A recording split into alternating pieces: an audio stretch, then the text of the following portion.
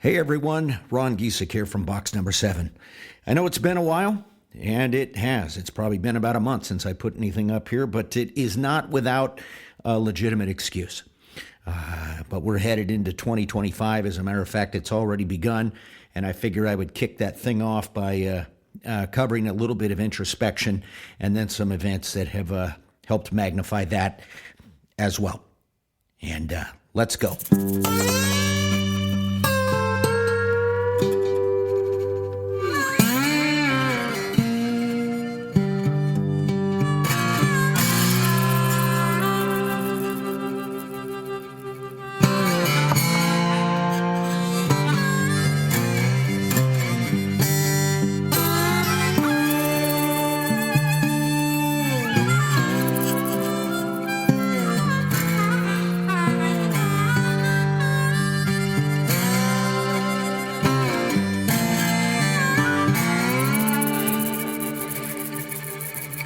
You know, every single family, no matter what, no matter who they are, they have their own versions of some one-off black sheep, radioactive isotope.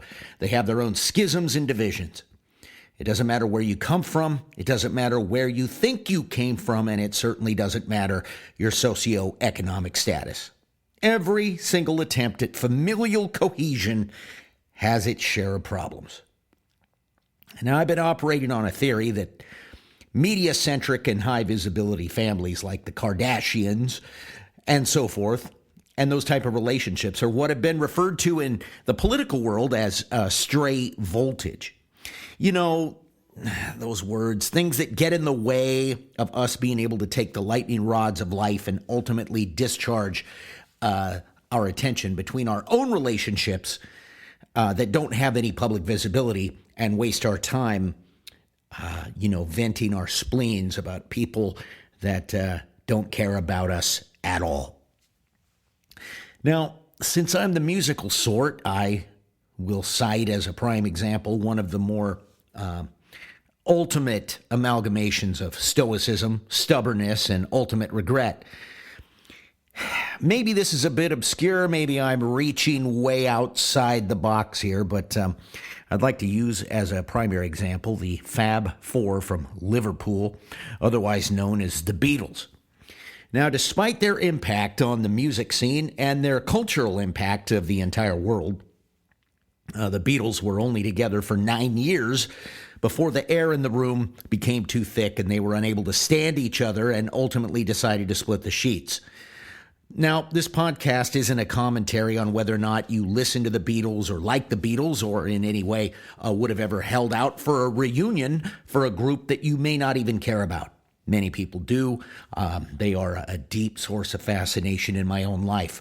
But in terms of high visibility breakups, this was one where a family, if you want to call it that, fell apart, and the fans, in effect their children, lived in the despair of the fact that their family was breaking up.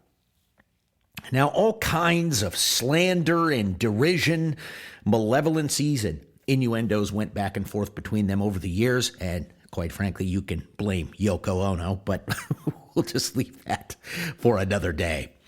But the back and forth between them just was sometimes a fever pitch, and then it died off. Well, then, one day in 1980, a lone assassin walked up to John Lennon with a pistol and sent him to his final destination. It would take a while, but the tinge, the aroma, the patina of irretractable regret began to seep into the dialogue of the remaining 3 members, George Harrison, Ringo Starr, and Paul McCartney.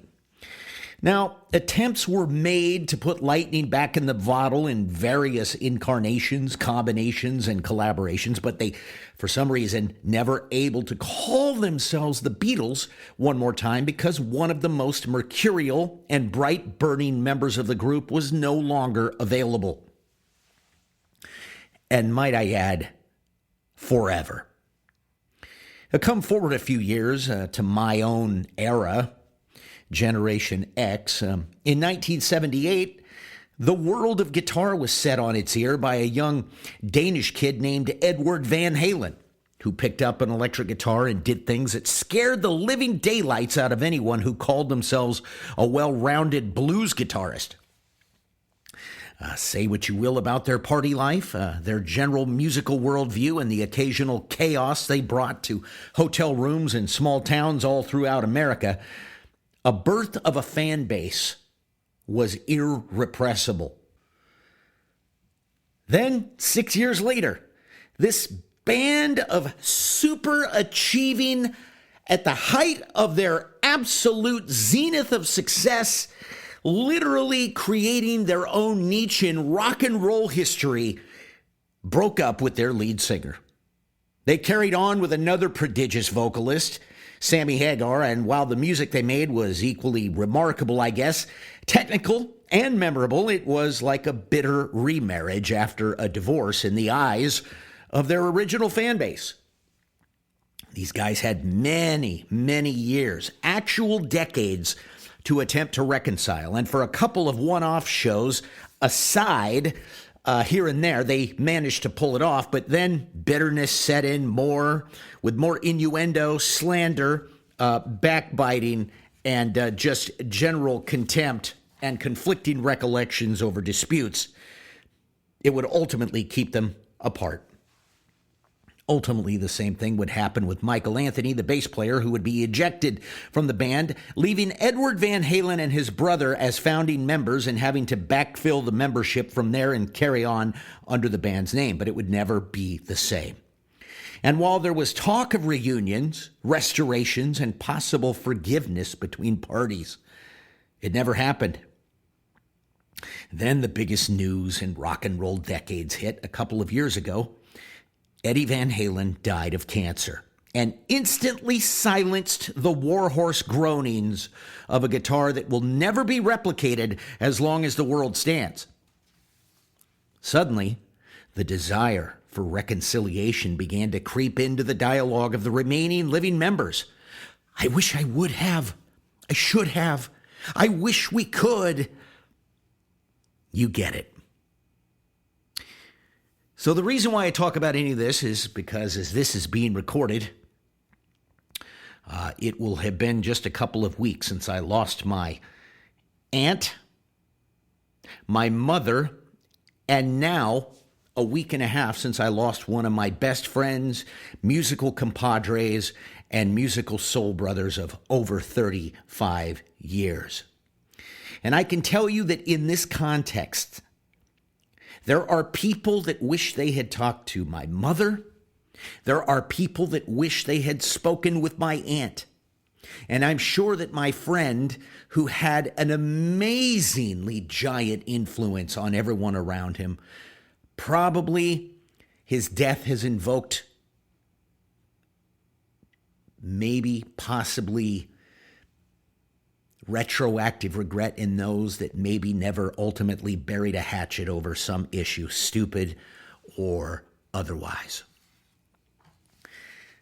So I just want to say that in light of losing three people who were all important to me in my life within a 13-day period, that the little stuff doesn't matter.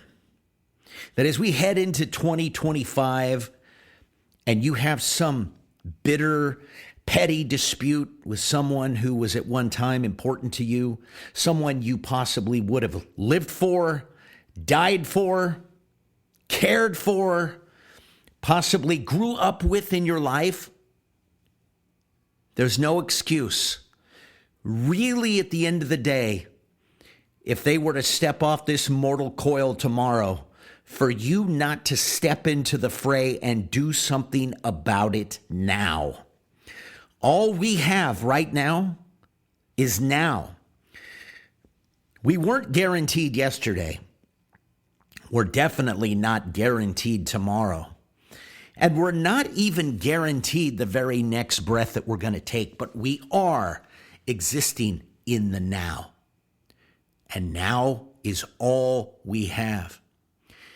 And while sitting amongst our own solitude and in the recesses of our own mind, it's possibly a wise thing to sit back and look and see what has divided you from someone else. Was it your fault? Maybe. Was it their fault? Maybe. Is it possible to not care who started it? Possibly. 100 years from now, we're all going to be gone. Reach out. Fix those relationships. Build those bridges back. I don't know what else to say about that, but that's really the only thing on my mind as the new year has come along and given me a bittersweet Christmas, as well as I spent Christmas with the loss of all three supremely important people that I loved very dearly in my life. Never had a Christmas quite like that. Never had a New Year's quite like this.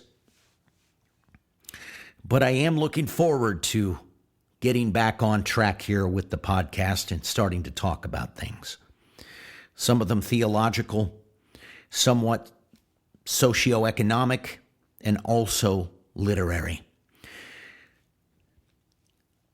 Coming up soon on my show, before we go here today, my next podcast I'm hoping to be on the accidental theological framework of Mary Shelley when she wrote the novel Frankenstein. A beautifully written novel,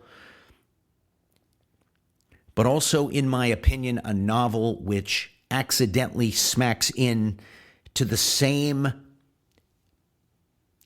metaphysical framework that she may have been attempting to avoid. I'll get into that soon. See you again soon. And this is Ron at box number 7.